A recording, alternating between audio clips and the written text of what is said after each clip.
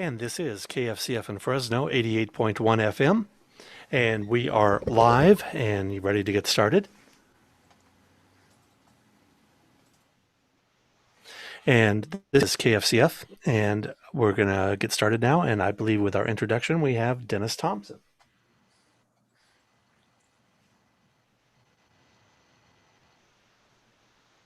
All right, this is live radio. You should be able to hear me right now.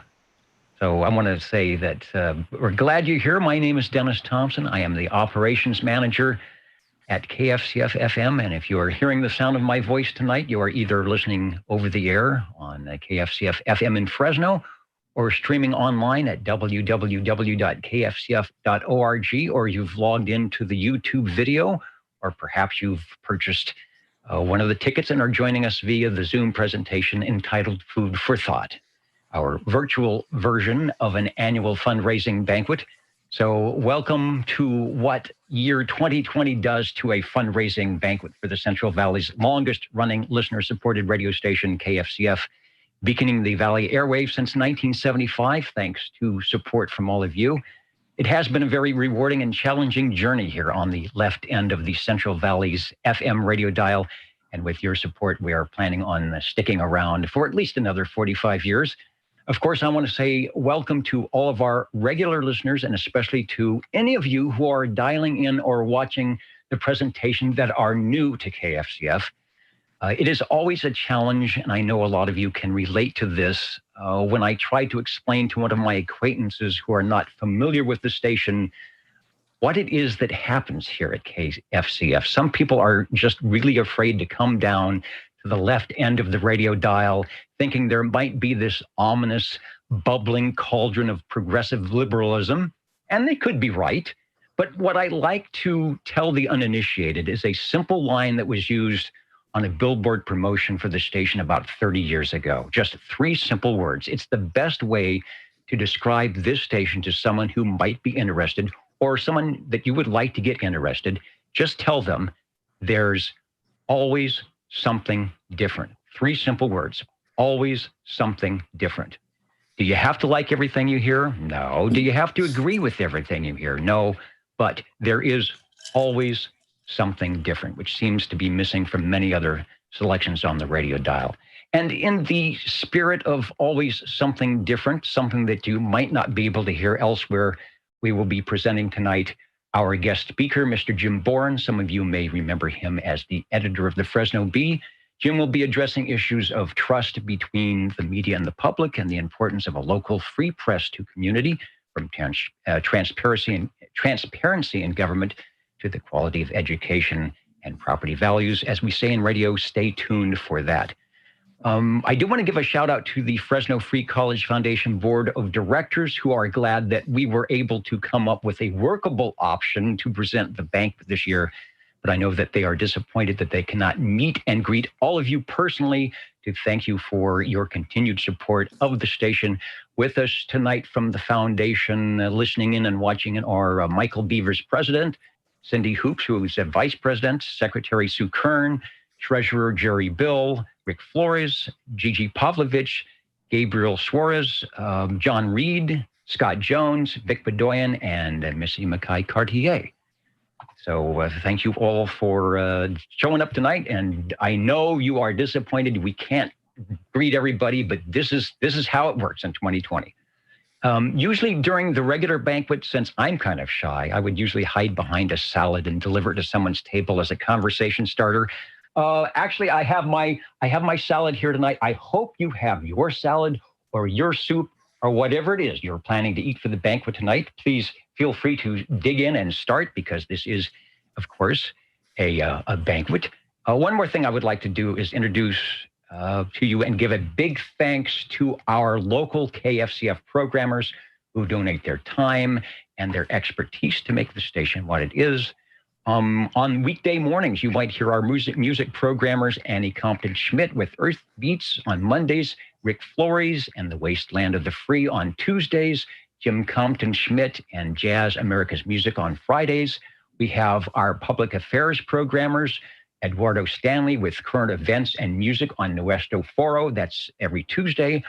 Our programmers for the Wednesday afternoon Stirred Up show, Josh Shirley and Angela Price with the Center for Nonviolence, Richard Gomez, Peace Fresno, and Jerry Bill, of course, who gives assistance to all of those. Also, Jean Hayes and the Women's International League for Peace and Freedom, and Dan Yassine with Speaking Truth to Empire.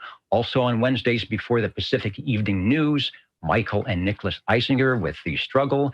If you tune in on Thursday afternoons, you will hear our public affair programmers, Janet Flores with Art Attack, Ulrike Mueller and Alaya Musik with Science, A Candle in the Dark, MJ Borelli and the crew of Housing It's the Law. Tune in on Friday afternoons before the news and catch Tom Willie with Down on the Farm, Jeffrey Robinson, Tiff, and the gang on the Queer Thing show that has been running for 30 years, thanks to Jeff on this station. Also on Fridays, Climate Politics, hosted by Kevin Hall, with help from Joey Hall.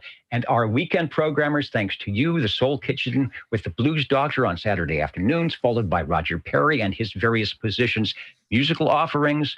Also on Saturday evening, programmers, Rich Withers with the first Saturday of the month, Saturday night special, music, news, documentaries.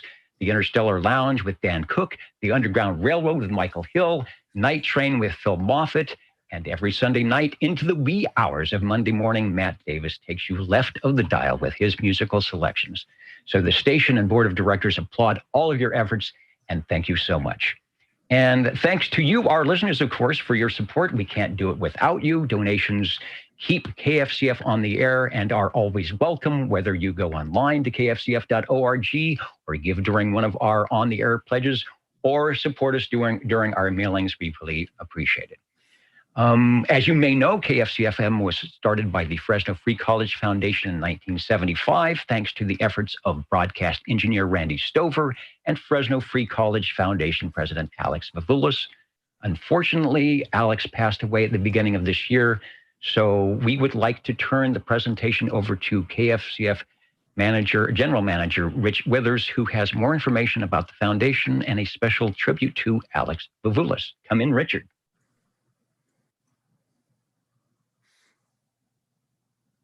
"2020 has been a year fraught with fires, elections, pandemic, but I think one of the losses that KFCF we felt the most was in the beginning of June, when we lost Alex Vavoulis, who is a founder of the Fresno Free College Foundation and started KFCF. Here's a snippet from an interview that he did with Don Monroe for his show on CMAC. Free College Foundation. What is the foundation and how long has it been around? Well, to be the exact, 50 years. 50 years, so it's celebrating its 50th. Celebrating. Well, it started in 1968, and here we are. There you are. What kind of things does the foundation do? What has it done all those years? For one thing, it owns and operates a radio station, KFCF, that we started in 1979. And it's still going strong. And yes, and the whole purpose of it was to bring in a signal from the Bay Area. Right. From Pacifica Foundation radio station, KPFA.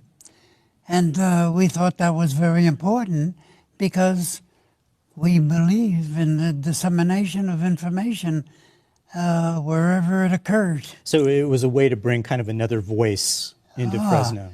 Yes, it was very important. And we called it Free Speech Area, Free Speech Radio. Some people want to call it Communist Radio Station. But, you know, this is life in America. Exactly. Yeah. It's getting another perspective out there. So one of the things the foundation... Here's a report that Vic Bedoyan filed for the KPFA Evening News when Alex passed away.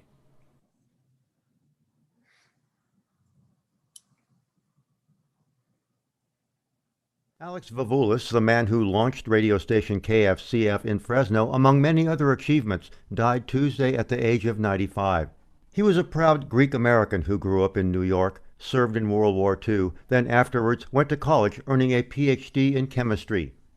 It was at Fresno State College in 1968 that chemistry professor Alex Vavoulis began his lifelong devotion to free speech, civil liberties, and human rights.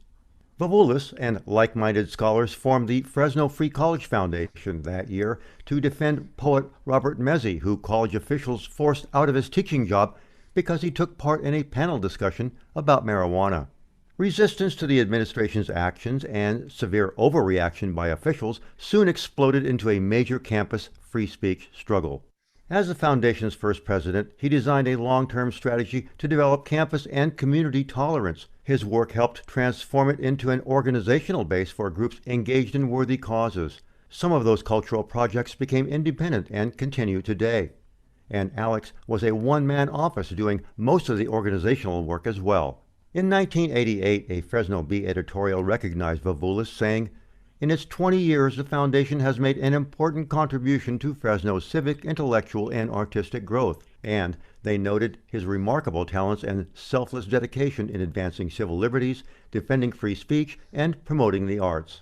Under his leadership, the foundation reached out to all segments of the Valley community to support the struggle for civil rights, to provide scholarship assistance to minority students, to defend freedom of the press, to support the cause of independent living for the disabled, and to nurture those values that sustain humanity in the face of adversity.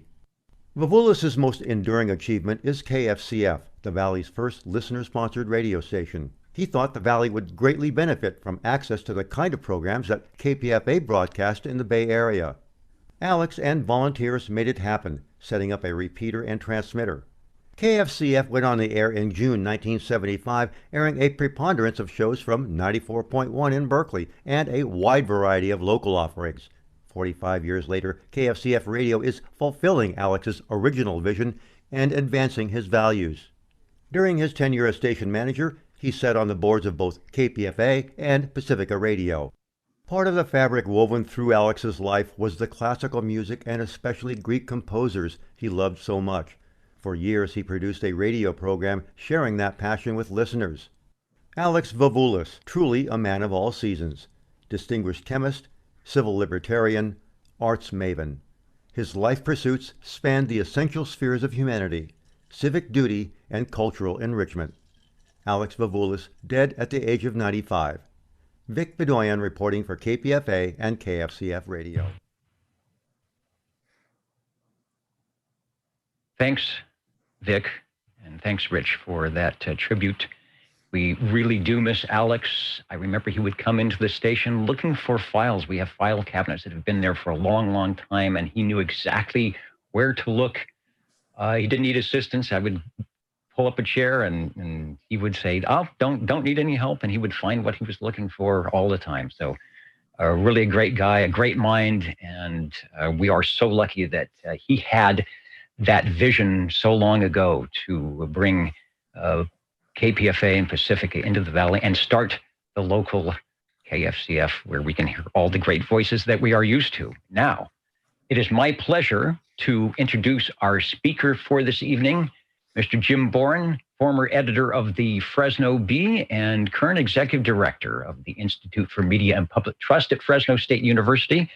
Jim spent a good part of 5 decades at the Fresno Bee, first as a reporter, then as section editor, and finally as the editor of Central California's largest newspaper. He's been a tireless advocate for ethics in all areas of journalism and an advocate for disadvantaged and minority communities and their representation in the media. And he has been a regular foot soldier volunteer in many, many causes, from selling papers on Kids' Day to leading school tours to the former Bee building. Since retirement, well, he hasn't actually retired, and that's good for us because he's still here in the Central Valley. Instead, he has founded the Institute for Media and Public Trust at Fresno State, and he's steered the fledgling organization to visibility, viability, and with a timelessness that turns out to be critical for our country. He's built it at just the moment when we need to regain trust in the media, as well as learn about taking personal responsibility for our consumption and judgments of news and news sources. There are few people who make such an impact on a community. We thank Jim for joining us tonight. As Jim makes his comments, listen in, and we will have some, perhaps some questions for you, Jim, at the end of your presentation. Thanks so much for joining us. We're going to sit back with our salad and our water and enjoy. Thanks so much. Well, thank you, Dennis, for such a kind and generous introduction. I'm just delighted to be with you tonight, even if this banquet is in a virtual setting and we can't enjoy each other's company in person. But we'll be back together soon enough, and I can't wait to get out of the house. I don't know about you, but it's been a strange time in 2020. And thanks, Rich, for all that you do at KFCF. You know, you're a giant in the radio industry in the Valley, and I also want to thank Board President Mike Beavers, my neighbor here in Sun Garden Acres, and for his leadership at the radio station, and Gigi Pavlich, who invited me to participate. And so thanks for hosting also, Dennis. So tonight we're going to spend some time discussing what has been happening in the news industry, how social media sites have helped hijack the truth, and why we need media literacy starting in our elementary schools. I'll offer tips for identifying fake news and talk about the truth sandwich as a media strategy and reporting misinformation. And of course, I'll take your questions at the end. But first, let me start by explaining how I got into journalism many years ago. I fell in love with newspapers at the age of 8 when I saw my name in print for the first time. It wasn't my entire name, just my last name, Boren, in 6-point agate type in the sports section of the Fresno Bee. So this was an era when newspapers covered everything, and that included the line scores from the Cary Park Little League in Fresno.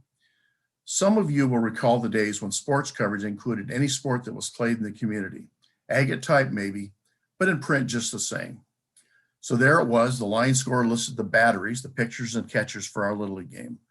I was a catcher, and putting on the tools of ignorance, as they called them, gave me the privilege of being listed with a pitcher in the line score that day. So I knew it was going to be in the paper. My heart was pounding as I read the print, O'Brien and Boren. O'Brien was my pal, Bobby O'Brien, who would become a high school star at Hoover High School and then college, and later pitch for the Los Angeles Dodgers. Now, my playing career wasn't quite as glamorous, but on that day, I was one of the boys of summer, at least according to the agate type in the Fresno Bee sports section. You know, there's something magical about a newspaper that can make an 8-year-old boy feel so jubilant. The Bee was an evening newspaper then, and I waited anxiously for it to be delivered so I could grab the sports section to read the latest sports scores from the East Coast. Newspapers had me, and journalism would be my profession for almost 50 years.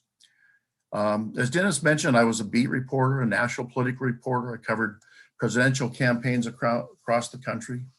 I also covered 6 national political conventions.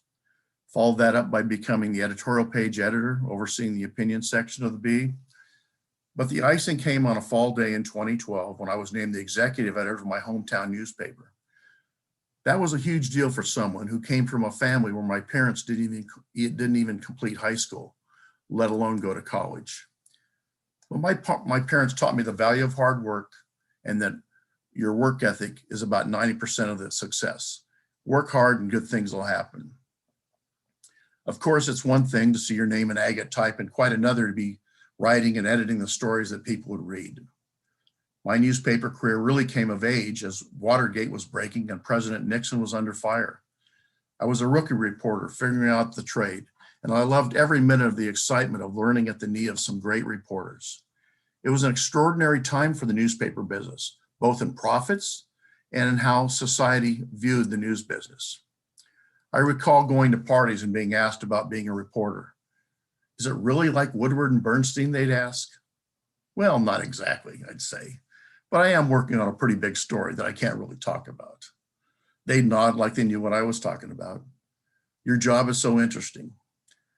Toward the end of my career, I would go to parties and get grilled about how biased the newspaper business is. And people would tell me that they are so happy that the business model is failing. The elites are getting their comeuppance, they'd say. So clearly the news business has always had its critics, but today the complaints are much more intense, much more personal, and much more threatening. So what has happened between Watergate and today when so many people seem to hate our business and hate the people we send out to gather the news? I think social media has a huge role in that, a weakened business model, of course, and intense divided politics where everything is seen through a prism of which political team you're on. Every news site that I read, and I read and pay for subscriptions to 7 California and national newspapers, still are doing great work and serving their readers in creative and important ways. I had the honor of serving on the 2016 and 2017 Pulitzer Prize juries. And in the faculty club at Columbia University in New York, I read hundreds of Pulitzer entries. The work newspapers, big and small, are doing remains incredible. Now digital news sites have sprung up and added to the media voices, and most are doing a very good job. But local papers are struggling financially, and now we're seeing news deserts where there is no local news coverage at all. So we decided to create the Institute for Media and Public Trust at Fresno State to help sort out media literacy challenges. We want to offer strategies to fight fake news and misinformation and develop solutions to help bridge that trust gap between news consumers and media outlets.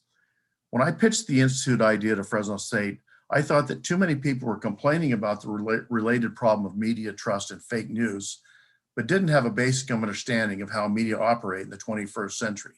That was a niche that I thought I could fill. It seemed that no one was offering solutions other than wringing their hands over the problem. Because of my position inside a newsroom for most of my life, I could bring a perspective on the issues and criticism when it was called for. We believe what we're doing at Fresno State has the possibility of bringing people together, arming them with information and facts. You know, of course, there's no easy answer to the challenges before us, and we won't solve these problems overnight. But it will take hard work and a commitment by people who believe we can do better. At our Media Institute, we believe strongly that an informed public is crucial to our democracy, and citizens must know how to smartly access digital information to participate fully in our public institutions. We are not pushing a political philosophy, but we want to empower citizens with the skills to identify false content and not inadvertently pass it on. Research has shown that in communities that have lost their local news coverage, government operates less efficiently, and taxes have gone up without an improvement in government service. So there's a real cost to all of us when local news reporting is diminished. So some people might ask, why is it important to have fact-based journalism? You know, we don't all have to agree, but we should base our opinions on established facts. Instead, many form opinions and then go looking for facts to support these opinions. And of course, sometimes those facts are not real. You can't have a thoughtful debate with someone when you can't even agree on the facts. Think about it this way. For a baseball fan out there, what if you had a debate on how good the Los Angeles Dodgers were this year after winning the World Series? And the person you're debating said, well, wait a minute. The Dodgers didn't win. The Tampa Bay Rays actually won the series. Now you're going down a rabbit hole arguing what should be accepted by all baseball fans, that the Dodgers won. But there are those out there that say just the opposite of what the facts are. And we've seen such arguments a lot since the 2016 presidential election, when it became fashionable for politicians who don't like a particular story to label it as fake news and call journalists enemies of the people. President Trump has given this strategy a rocket boost, and now we're seeing it locally among his political disciples at City Hall and at the Fresno County Board of Supervisors. You know, journalists are actually the public representatives. They're at school board meetings and City Hall and at the White House. Their job is to get information for you and present it in a clear and straightforward manner. But unfortunately, too many go to partisan media to get the talking points that will get them through the day. They post them on social media and become part of this echo chamber where you're only listening to people who think like you. Technology has allowed people to post wild conspiracy theories. And if somebody disagrees with that series, then they're thinking that you're part of that conspiracy. So misinformation and disinformation are huge problems. Misinformation is just bad information that people put out. Disinformation is calculated information to push, public views into another way. We see this, with the trolls on social media and all the bots. Misinformation was always there, but social media has now allowed people to give it much wider circulation than they did, say 20 years ago, when it was only spread by word of mouth. So the media have had to contend with this as they've tried to fact check misinformation, and that hasn't been easy, as reporting on falsehoods tends to spread them and not explain them. As Jay Rosen, a New York University media professor, says, some lies are acts of disinformation and are too important to be ignored, but repeating them in news accounts only helps them spread. So that's been a challenge for media. How do you report misinformation without giving it extra boosts? So retired UC Berkeley professor of linguistics, George Lakoff, came up with an antidote to politically lying, which he calls the truth sandwich.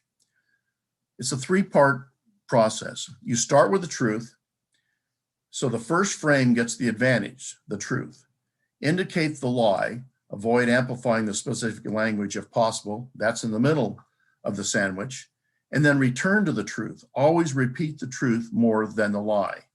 So you have the bread in the sandwich, which is the truth, and the lie is in the middle, which is the baloney. Always give the truth more prominence than the lie.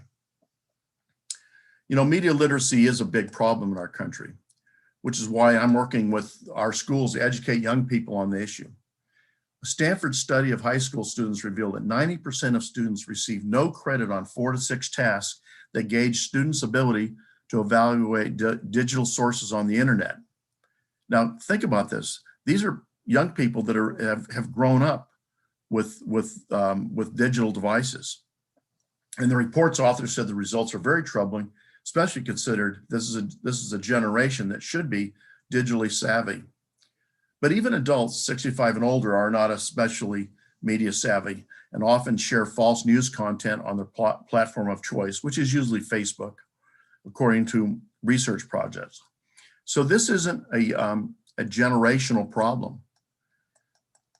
So what is media literacy? The National Association for Media Literacy Education has this definition. Media literacy is the ability to access, analyze, evaluate, create, and act using all forms of communication. In its simplest terms, media literacy builds upon the foundation of traditional literacy and offers new forms of reading and writing. There are some who have figured this out, though. I gave a presentation to Baird Middle School not too long ago, and I asked the class if anybody knew what fake news was.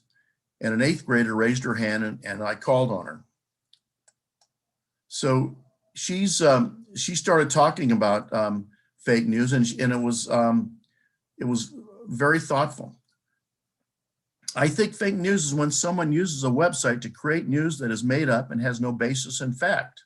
So I nodded. And then the young girl went on. But sometimes politicians call news stories fake when they don't like the stories, even if they're true. So there is real fake news, and then there is fake news. Brilliant, I told her, and now you've narrowed down my 40-minute presentation to your class in one paragraph. So I think my work's done here. Before I close, and I want to get to questions, and I know that you folks have a lot of questions. I want to do that before our program ends. I want to talk for a moment about newsroom diversity. I think it's important that local newsrooms look like the communities they cover, and that is not happening in the San Joaquin Valley. I understand that this is a challenge when newsrooms are being reduced, and there's also not as many candidates available. And that's one of the reasons we have established a program to train and mentor journalists of color in Fresno. It's a paid program, and we'll have students in this program for 5 years. This is not a summer internship. And we're going to pay these students $300 a month for 5 years as they work to get a college journalism degree. We start in their senior year in high school, and then we're also going to give them academic counseling and assign them mentors. So we're going to be with them all the way. And this program is something that is getting national recognition. We'd love it if you would help us with this program, both financially and offer guidance to our students. And I would love to talk more about this program if you have any questions. So, please reach out to me if you can. I'm going to close with my formal remarks with the 8 tips that are on the Media Institute website on identifying fake news. And you can find them at our website, mediaandpublictrust.com. But I'm just going to go over them very quickly, and then we can go to questions. But number one, and this is the most important, look past your personal biases when you're looking at content. This is crucial. We often believe the worst about people or politicians we despise. Those biases can blind us to what we are sharing on social media, even if there are red flags that suggest the stories may not be factual. Do you recognize the source of the item? Be skeptical if it comes from a source that you've never heard of. That doesn't mean it's false, but it does mean you should check it out. Use search engines to see if anyone else is reporting this particular story. If it's such a big deal, somebody surely is going to do it besides a particular website. Check the link in your web browser. Many fake news sites try to mimic actual news sites. The link might have a slight variation. There was one that I saw, abcnews.co and not .com. Obviously, if the link is bad or one that you don't trust, that's another red flag. Look at other stories on the website. Does the content pass the smell test? Check out the writing style. Do the stories on the site have excessive capital letters, exclamation points, obvious grammatical errors, or oddities that suggest the content may not be reliable? Read the contact us and about us links. Are they working?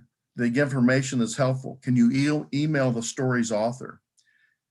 And then number 7, go to fact-checking sites.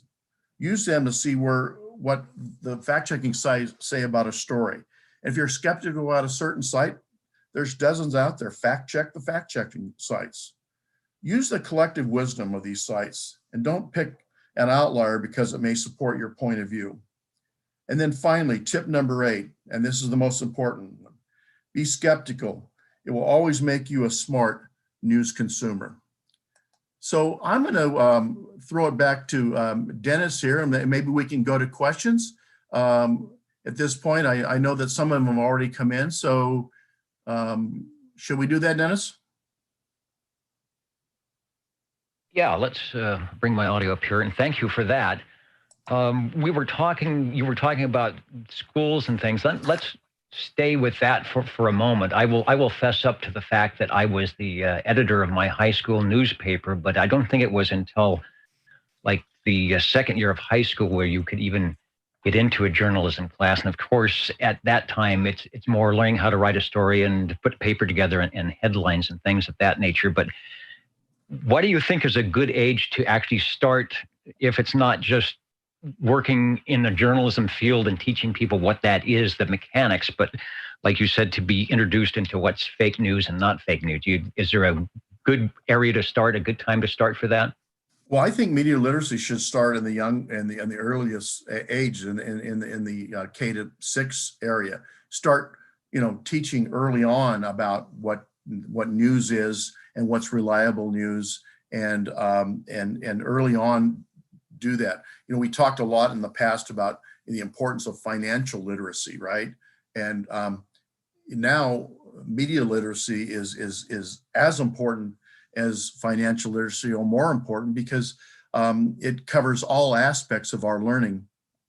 You can, there's phishing, that phishing, where people try to get your information to rip you off, and other kinds of things. So there's a lot of media literacy out there that people should know as they go through life. And I've been working with with the governor's office and the county department of education on media literacy curriculum. I'm not a curriculum expert. I know the issue, and I can provide them with information. But I think we should start early on, teach young people that their devices are more than texting and games, and that it's an important learning device.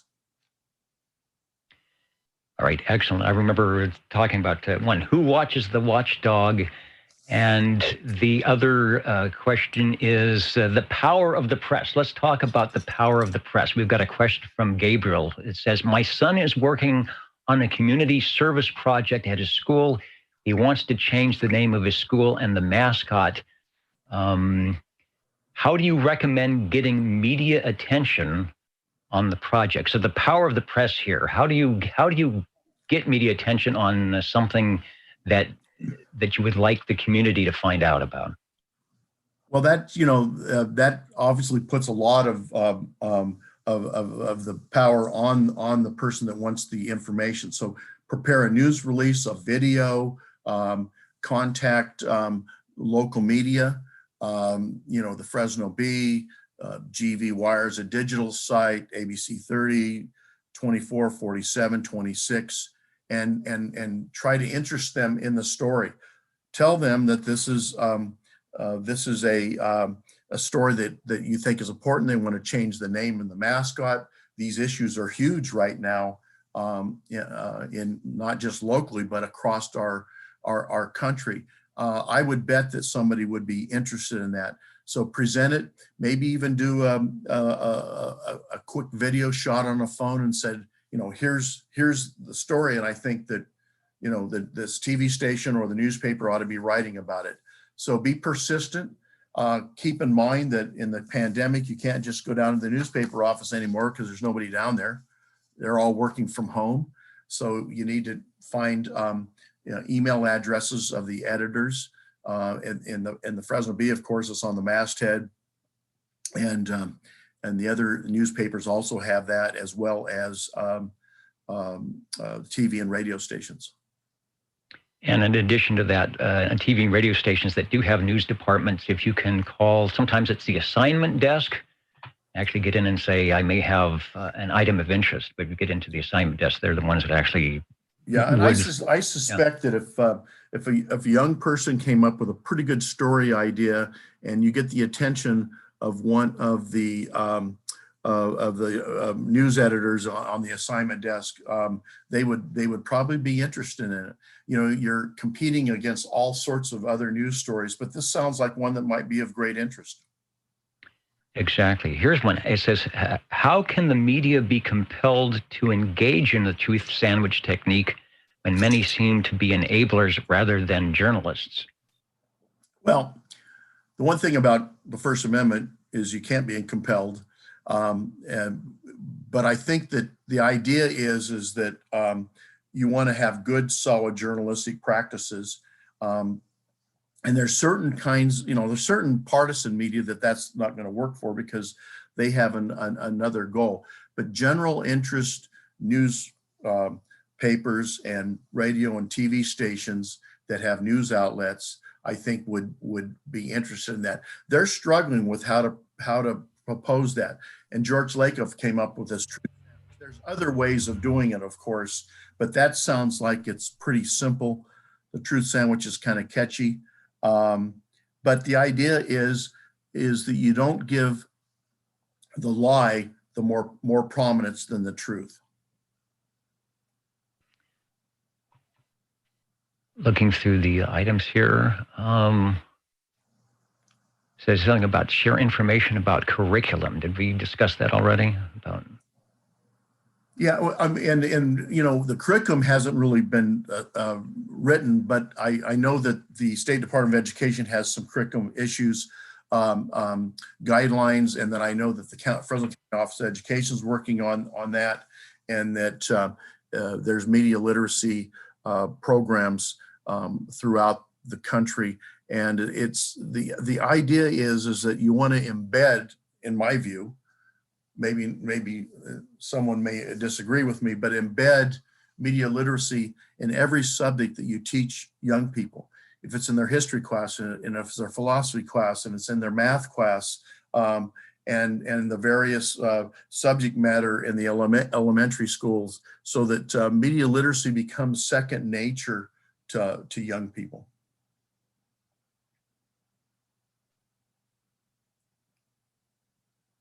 Let's see, here's one that says, so why is there no media equivalent on the left to Fox News? Rich probably has an answer to that. We may be, we may be part of that right here. Yeah, I'm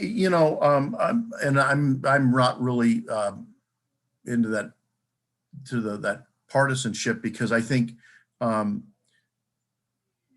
there's so much on television that you can find news that is mainstream. But a lot of people think that MSNBC is more on the left. It's clearly not as hyper-partisan as Fox News. And keep in mind, the news part of Fox News is pretty straightforward. The news reports on the hour. It's all their opinion folks through that are on the Hannitys and the Tucker Carlsons and Laura Ingrams and those that are on so much more than the news. So the Fox News is probably pretty straightforward. Chris Wallace, who moderated the first debate, he was pretty straightforward.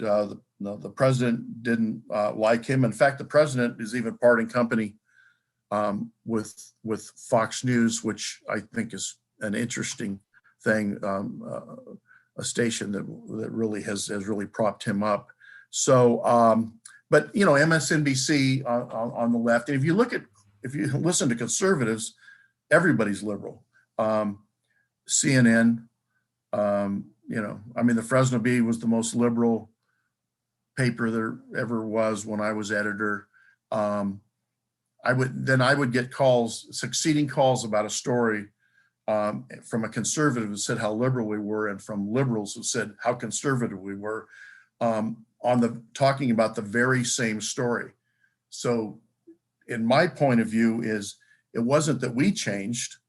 We presented the news the way we thought was best, but the conservatives thought we were liberal because of their point of view, and the liberals thought we were conservative because of their point of view. And we were there, what I believe was in the middle. Sort of the opposite of the grass is always greener on the other side. I wish I could remember a lot from my journalism book in high school about the who, what, when, where, how, and why. Was there a professional code of ethics? Someone asked, do journalists have a professional code of ethics? I bet there was something in that high school journalism book about that. Yeah, no, and most mainstream, and I don't use mainstream media in the pejorative sense that a lot of folks do, subscribe to this Society of Professional Journalists ethics report. You can go online and look at it. It's several pages long, much longer than I could repeat here, but it's essentially that you are the public's representative, and you're not the power structure's representative, and you're not somebody else's point of view representative. You try to give the facts and then let people decide where they want to land on their own personal point of view.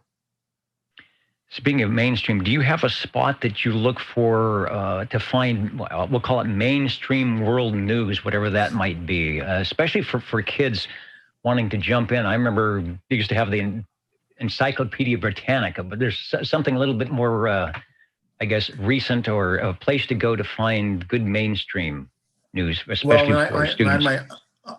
I think that there's so much online now. Some of them have paywalls, but if you go to the New York Times, the Washington Post, the Wall Street Journal, all what some people consider different parts of the political spectrum, their news stories are pretty similar.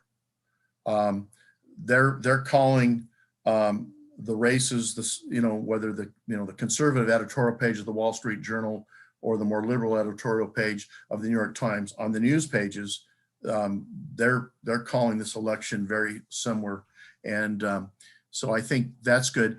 I think a great site, and it's a different perspective, is BBC.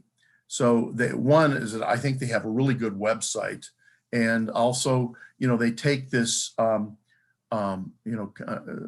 BBC point of view of politics in the United States, and it's really interesting. It's a very attractive website. It's easy to move around. My complaint about most news websites, they look like print websites and not digital websites. And we could start locally and look at some internationally or nationally. I think that they need to do a better job to be able to maneuver, so you can maneuver through the news. But if you go out and look for sites that give you a broad base, there's so many of them. Again, I actually literally, and I believe very strongly that you should pay for the news that you consume. So I pay for, the Fresno Bee and the Sacramento Bee and the San Francisco Chronicle, the LA Times, the Washington Post, Wall Street Journal, and the New York Times. I pay for all those sites monthly because I want to be informed, but I also believe that that you need to pay for that. I mean, the cost of news from these quality news sites is much less than what you're going to pay for a Starbucks coffee, and people can't afford that. I have students where they can't afford to pay for the news, and they come in to class when we were still coming into class with a pumpkin spice latte at $4.75 a day. They could, two of those could buy most of those websites, for a month. So it's where you put your priorities. But I believe strongly that if you want good local news and international news, you have to pay for it. It's not free. The Fresno Bee, still has the largest news staff in the San Joaquin Valley, and you can't put 25 people out on the streets of the San Joaquin Valley and not have income to pay for it. Well, taking that, I used to work behind the Fresno Bee, and they have this giant parking lot. So I'm assuming that at some point there were a lot of cars there and a lot of reporters there. Can you run down what it might have cost to keep something like that going? Well, it was, a multi-million-dollar operation. Take, for example, 10 years ago, maybe 2008, before that first recession started, the Fresno Bee newsroom probably had 200 people in the newsroom itself, and 800 in the entire paper. I suspect the newsroom's now about 25 or 30. I don't have those numbers since I left. And the entire paper is probably 50 or 60. So, the business model's changed. The internet has changed that, and you can't, and we see that in the bricks and mortar stores. The biggest advertisers for the Fresno Bee were Gottschalk's, Macy's, JCPenney, Sears, and now some have gone out of business, and several are threatening bankruptcy. So when you change the business model, now you've got to get money that comes through from paid subscriptions, and there's been some philanthropy. But the Fresno Bees actually added 10 jobs through this impact fund that they have, where they raise money from the community. So there are people, paying for those jobs. But all media has challenges, because as we all know, the costs go up, and the more players in the market, diminishes the returns for each individual outlet. All right, here's a question. Let's see if I can phrase this. Did politicians sue anyone who disagrees with them as much as they seem to now? How were relationships with politicians handled then versus now? What has changed? So as an editor, did you have to sit down with a reporter and say, how can we say this differently so that we can print this without getting a lawsuit? Was there a lot of that? Well, there was, and we had lawyers on staff, and then if it was, a significant thing where we would then also contract. But it's a game. If you notice that everybody threatens to sue, but nobody really follows through. So all those suits that say Representative Nunes did, which against the B, he did it in the states outside of California, in non-SLAPP states, where if it's shown that he was just suing to tie them up legally and didn't have a legal foot to stand on, that in California, for example, then he would have to pay damages. And so those kinds of things are happening all over. But it costs money to defend a suit, even if that suit doesn't go forward. And it's just, it's interesting that that's the strategy that people want to use. All right, here's one. We're talking about advertising and importance of paying for the news. It says, if we need to pay for quality news, does this mean that only those with incomes can afford unbiased news? It's an interesting question. So if everybody that was capable of paying $5 or $6 a month paid, that consume news stories, say in the Fresno Bee, then the cost would go down. When the Fresno Bee's print circulation was 200,000 homes on a Sunday, you could get the cost of a newspaper, the print subscription for, I don't know, I'm trying to think, maybe $120 a year or so. Now it's $700 or $800, and the price and the package isn't as large. But to the question of equity, that's always a challenge in our society. But if somebody's not willing to pay for it, should we not pay our journalists a fair wage? Should we not give them health care and other kinds of things? So, there are news sites that don't pay health care, and they don't give their journalists a working salary. And I don't think that's the kind of society that we want. But I hope that collectively, if everybody would pay a small amount, it would keep the price down. I think that's something that we experienced at the radio station when they think, you have one of 20 listeners that may support you. And if you could get every listener to put in a lesser amount, you might have broadened that scope of what you can do. So the window kind of narrows depending on the type of funds you're getting. So it is difficult. Here's something. Glenn Greenwald recently resigned from The Intercept because he felt that he was being censored. It seems that many news outlets are pushing a certain narrative. How do we change that so we can get real news without a narrative being pushed? Well, I think that every site should have straightforward news that's part of their process. And then if they have on in opinion page, for example, if they have an opinion page that's clearly labeled that, then you have your points of view. I don't know enough about the Intercept issue to give a good answer on that.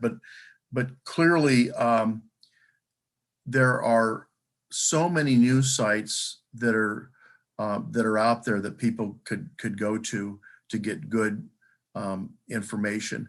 In California, we've got some really, think about the kind of newspapers around the state, starting with the San Diego Union Tribune, and then the LA Times and the Bakersfield Californian and the Fresno Bee and the Chronicle and others in the Sacramento Bee. There's a lot of information out there. There's a lot of other digital sites. Many of them don't charge for their news. And you might check and see what they pay their reporters too. But it's it's a business challenge, and you can't, if a newspaper's not profitable, it can't do the kind of work that it once did. We used to send reporters all over the country for all sorts of stories. When I was a political reporter, I was on the national campaign throughout the campaign, traveling, across the country in the campaign planes of the candidates, and we had to pay, for that space, and you don't do it now because that now is considered a luxury, and it was. But in the days when newspapers were very profitable, you could do that. We've sent reporters, to Southeast Asia, to the refugee camps when the refugees were coming to our area to kind of get a better understanding of things and stories, and those, you miss a lot of that kind of thing. But it's too bad that you don't have that kind of reach. That said, I'm not sure that people read stories in that kind of depth anymore. Well, it's definitely changed, and it's tough out there. I suppose I guess the new and current charges for a subscription to the Fresno Bee. I know you're not there, but you have to think, well, who can afford this? And as an editor, you might say, this is what we, like you just said, this is what we need to do given our advertising and given the fact that we really do want to give you good news. It is the top of the hour. I want to defer to Richard to see where we want to go here on the rest of the broadcast when he unmutes here. But thank you, Jim, for your insight on the questions. We really appreciate your time. Hi, Rich. Yeah. We can keep going, and we need to do a legal ID, though, KFCF Fresno. We can go for a little while here yet if we have a few more questions. I see there are a couple more out there. Okay, do you have anything there that I might be missing? Well, we're talking about the price of the bee. I know I just got a renewal, and they were asking for like $600 for a year, and that's just a little pricey. But let's see.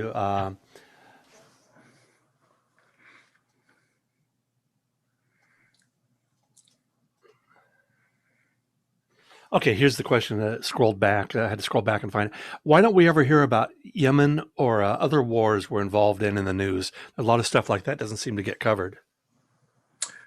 A good question. I think it gets covered. I just don't think that it has the prominence that people have. If you go to any of those news sites that I talk to and go to their search bar and ask about that, I know the Times and the Post spend a lot of time on those issues.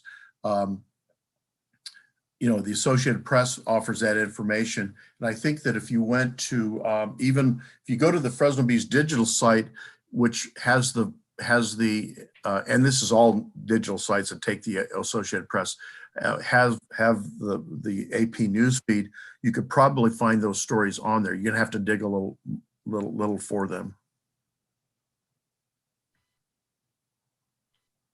Well, maybe that's somebody was saying that come in too.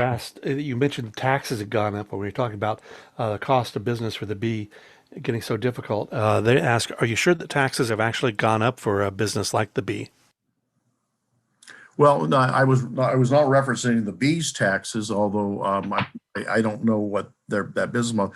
What I said was that the taxes for everybody living in a community, there's been research on that when there's a news desert, that the cost of government and the cost of taxes in a community goes up. So I'm not referencing the Fresno Bee. I'm just talking about where there's a news desert in several ones. And it's because politicians that aren't being watched do all sorts of interesting things because they know that they're not going to get a big headline about it. I was on a call not too long ago with one of our former mayors who mentioned that when the Fresno Bee had a reporter that was full-time and watched every meeting that happened, the council was very cautious on things that they did because they didn't want to end up, in a headline. And so there's research on that. I can provide that if someone wants that. I don't have it handy, but the research is pretty clear. In communities that don't have regular local news, that taxes have gone up as the news paper or radio or TV station covering it has diminished their coverage of local government. We have another person that says you were talking about a program for students and they wanted to know what the name of the program was so they could take it up with their school board. This person teaches English. Yes, well, the program we have is called the Central Valley Journalists of Color. We haven't, that's our working name. We haven't formally named it, mostly because we want the students to name the program. We've always found that they like to do that. And our partner is the No Youth Media, the Fresno City College Journalism Department, the Fresno State Media Communications Journalism Department, the Black Metro Chamber of Commerce, the California Endowment, and the James B. McClatchy Foundation are all working together on this program. And so it's to create journalists of color. And specifically, we want to find more Black journalists in our community. If you look in newsrooms, there's hardly, there's a very small number, and it doesn't represent the community voices. But all students of color are eligible for the program. If they're selected, they're in for, it's a 5-year program. We get them, they get $300 a month. They get monthly training, journalistic training, and they write on the platform, which the No has.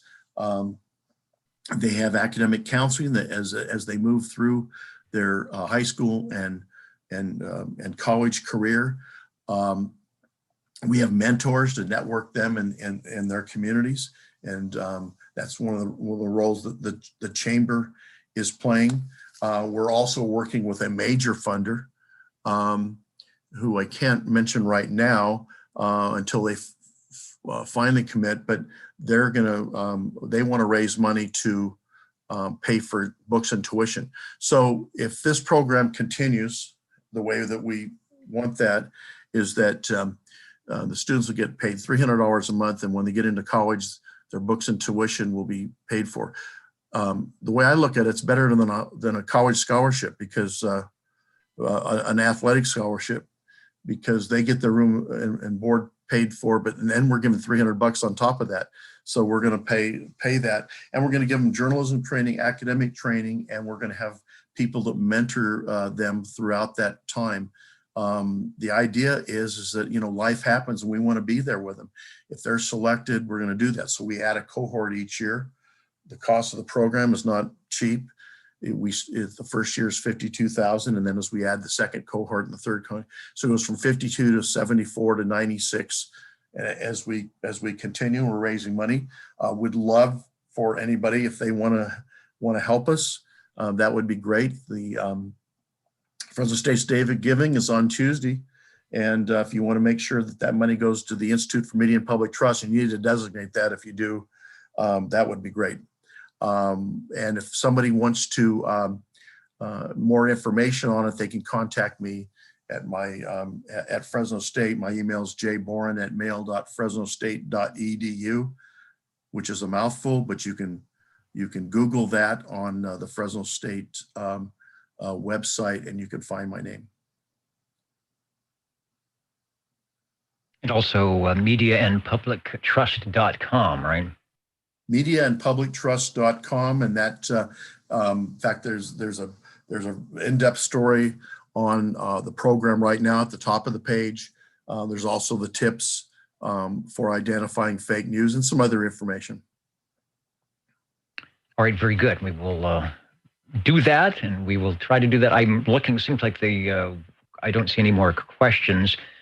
Also, while we're talking about such things, just remember that to keep this station on the air, KFCF FM 88.1, you can always go online to kfcf.org. You can send items to the P.O. Box, donations at 4364 Fresno, California, 93744.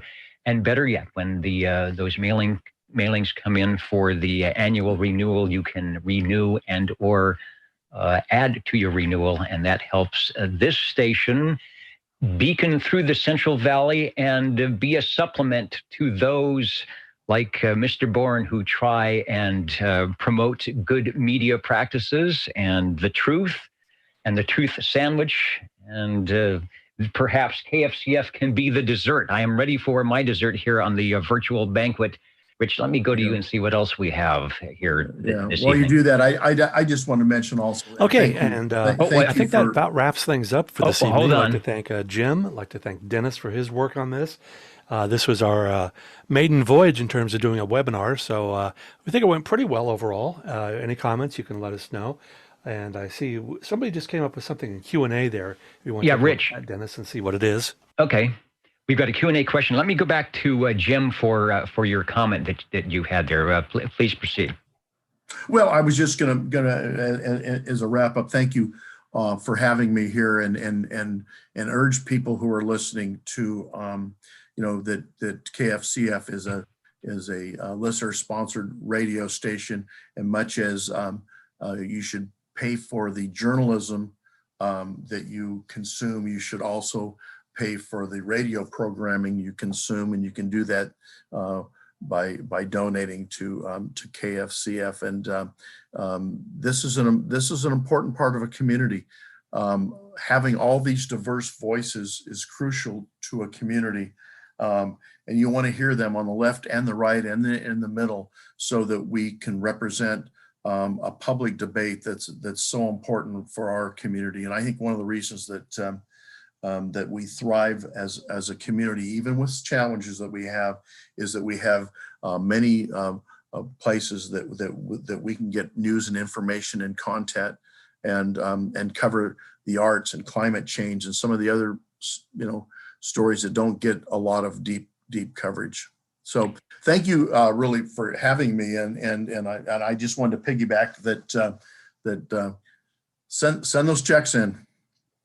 Excellent. And what is your elevator speech to those who are trying to stress to, let's say, the Fresno School District that may be cutting journalism classes? What's the quick elevator pitch to the people that want to cut journalism and should know better? Well, I think that media is going to get even more crucial in our society. There's a view by some that they think that media outlets, because it's being it's changing, that it's not going to be a future occupation, that nothing further from the truth. It may not be that traditional newspaper occupation, but multimedia journalism, where journalists cover things with on their phone, in person. These are great jobs, and I've always found is that my students tell me that when they apply for jobs and they learn how to write, they always have a leg up on the other folks, because people don't write anymore. And if you want to test that, go to your Facebook page and see the kind of content and the way people express themselves, and that might give you an indication that maybe we need more writing ability at all levels, journalistic and English and other kinds of writing. So I would urge school districts to continue to have journalism programs. They're being diminished, but they're being diminished all over the country. I think they're going to come back because there is so much that we need to know about our community, and the reporters are the ones that tell us about it. Excellent. It's sort of like present the issue, and it's like, perhaps we could do better than this, and I bet you've got the way to do it. So let people know. Thanks to our listeners at KFCF over the air, at kfcfstreaming.org, to those of you who are watching the YouTube video, and to those of you who help support this video by attending the Zoom and purchasing tickets for that. Thanks so much for the 2020 virtual banquet. Let me send it over to the control room. And Rich Withers, I call him Dr. Rich because he has all sorts of gears and gadgets that wake him up in the middle of the night when the station is on the air so that he can pull the levers and knobs and fix it. He is on call 24 hours a day.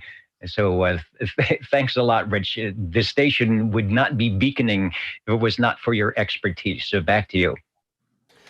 Thank you, Dennis. It's been quite a year with the fire up at the transmitter site that knocked us off the air for a number of days when our generator didn't start and PG&E had turned off the power to protect things, and we survived that. But we do need your support. And also wanted to mention that we do have what's called the News Stringer Fund, and that basically pays Vic Bedoyan to cover stories that are here in the Valley, which are then sent up to KPFA and used in their newscasts. And of course, then it's back on the air here. So it's a chance to hear stuff in the Valley that's important, that's of interest not only locally, but interest throughout the state, because that broadcast is broadcast on KPFA in Berkeley, KPFB in Berkeley, KFCF in Fresno, and KPFK in Los Angeles. So it gets out there. There's a lot of coverage, and we'd like to thank everybody. And I think that's going to be it for tonight. We'll call it a wrap. And let's get back to a little bit of music. Dan Cook will be along in a few minutes with Interstellar Lounge. We got a little bit of music to fill until he gets here. Thanks for listening, and thanks for watching. Thanks, everybody. Thank you.